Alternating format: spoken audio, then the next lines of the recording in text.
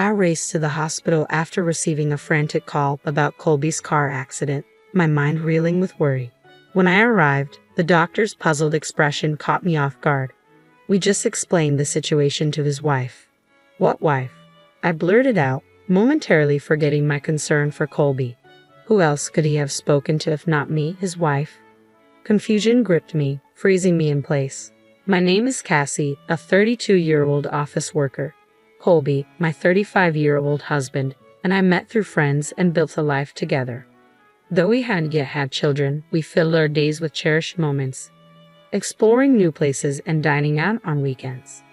3 years into our marriage, things took a turn.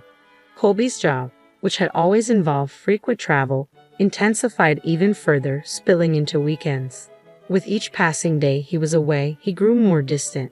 One evening over dinner, I decided to confront him. You're always working. Can't you pitch in more around the house? We used to share chores when we both worked, but lately it feels like it's all on me. Watch your tone. I work hard, you know. Colby snapped, throwing his fork down angrily. I was stunned into silence as he stormed off to bed. I sensed something was amiss with his sudden outburst. Lately, he hadn't been discussing work at all. Colby used to bring back souvenirs and share stories from his trips, but that had dwindled. Was he really working as much as he claimed? I tried not to dwell on it, but the suspicion cast a dark shadow over my heart.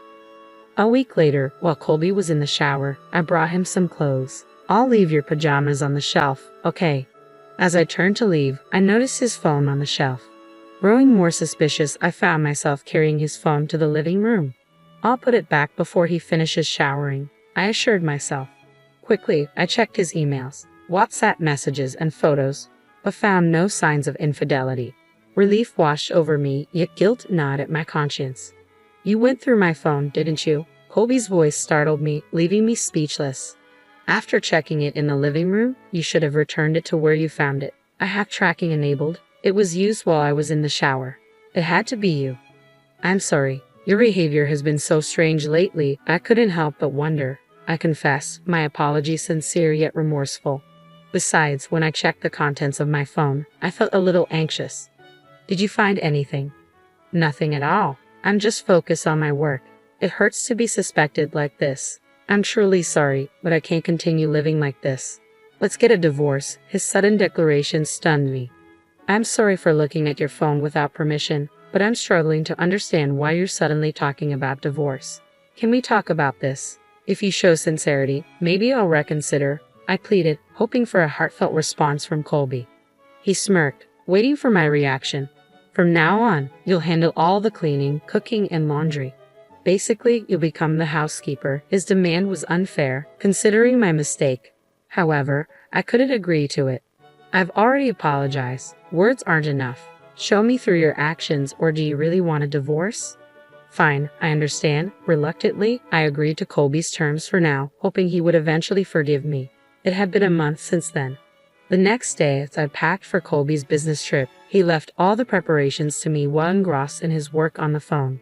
Hey, have you reconsidered the divorce? Yeah, I'll think about it after this trip, Colby responded casually. Lately, I had been shouldering all the chores and handling the bills at his request. It was taking a toll on me, leaving me stressed and exhausted. His words brought a wave of relief. I wish we could go back to taking trips together, I murmured to myself as I packed his luggage. But that Sunday afternoon, when Colby was due back from his trip, everything changed suddenly. The phone rang, and it was the hospital on the line. Are you a relative of Colby? Yes, I am. What happened?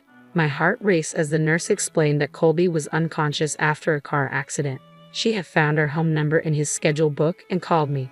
Without a moment's hesitation, I rushed out of the house and headed straight to the hospital. Please let him be okay, I prayed silently as I arrived at the hospital and was directed to a conference room. How is my husband? I asked anxiously as I entered, confusion clouding my thoughts and making my heartbeat thunder in my ears. We just briefed his wife on the situation, the doctor replied, casting me a puzzled look. What? I exclaimed in shock at the doctor's unexpected revelation. What are you saying? The doctor explained that Colby was in the car with another woman during the accident. Both were unconscious. Yes, I'm so sorry, I admitted, finally convinced by the evidence she showed me. As she opened up, she introduced herself as Effie, revealing she worked for one of Colby's client companies. He had deceived her into believing he was single and they had been in a relationship for a year. They were even planning to marry soon and had purchased the condo together. He bought a condo. Yes, we picked it out together. He said he would take care of everything. The shock hit me hard.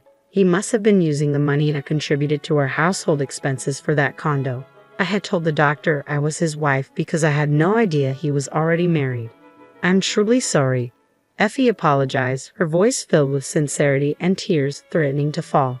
Initially, I had wanted to confront and blame his mistress, but now I felt more pity than anger towards her. She, too, had fallen victim to Colby's deceit. Please don't blame yourself. You were deceived by him just like I was. Instead, I have a favor to ask. I proposed to Effie, who regarded me with uncertainty. What do you say we team up to get back at Colby? Her expression shifted to confusion at my unexpected suggestion.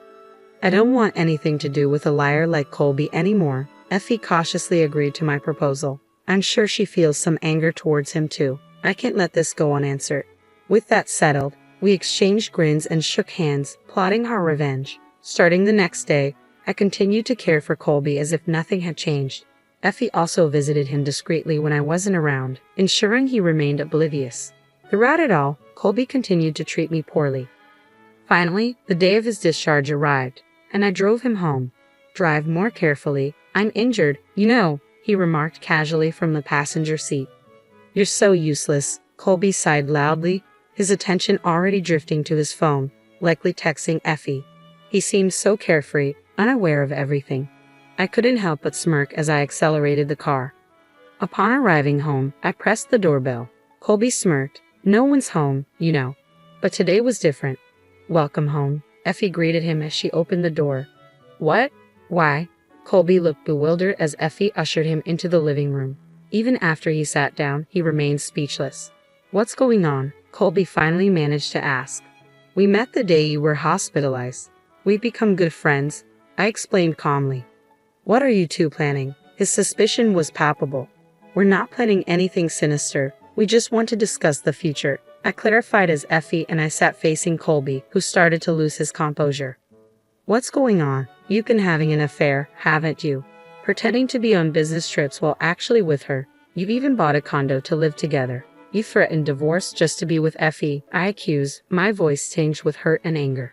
Colby fell silent for a moment before defiantly meeting my gaze. Of course, I'd rather be with a younger woman like Effie than with an old hack like you. So, you're going to divorce me? I nodded, trying to mask my own hurt. We were planning to get married soon, so it all works out, right, Effie? Colby smiled at her, but she remained expressionless. I won't marry you, Colby, Effie stated firmly. What? I almost chuckled at Colby's stunned expression. You lied to Effie about being single, and now you think you can marry her. But you're leaving me, Effie. There's nothing stopping us now. Effie let out a deep sigh. After seeing how you treat your wife, I have no desire to marry you. I can't subject myself to that, Effie said firmly, her tone resolute. Colby's pleading tone sent a shiver down my spine. Why did you bring Effie here? You're confusing her. Fix this. Actually, I'm glad Effie could see the truth for herself. And here are the divorce papers. I've signed and stamped them already. You just need to do your part, I stated calmly, handing over the paperwork. It seemed Colby had been lost in a fantasy of a blissful life with Effie, oblivious to the practical and emotional consequences. Of course, you'll have to pay. You had an affair. I have plenty of evidence, including WhatsApp messages and photos from Effie, I stated firmly. No way. I'll also be seeking damages since you deceived me into thinking we were in a serious relationship with plans to marry. Being with a cheater like you makes my skin crawl. Don't ever contact me again. Between Effie and me, you're looking at about $4,000 in damages. Just so you know, I concluded, my voice unwavering.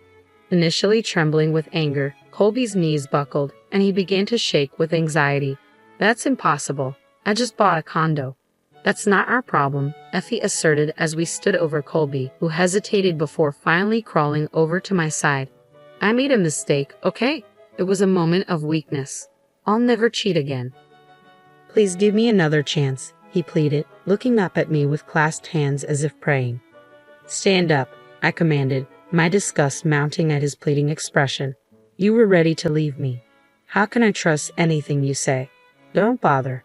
From now on, communicate through my lawyer and ask for that condo. It's marital property, so we'll be splitting that too. What? What is this? Colby seemed stunned, clearly having daydreamed about a blissful life with Effie without considering the financial implications. Leaving our lawyer's business card on the table in front of him, Effie and I stood up and walked away. Wait, what am I supposed to do if both of you leave me?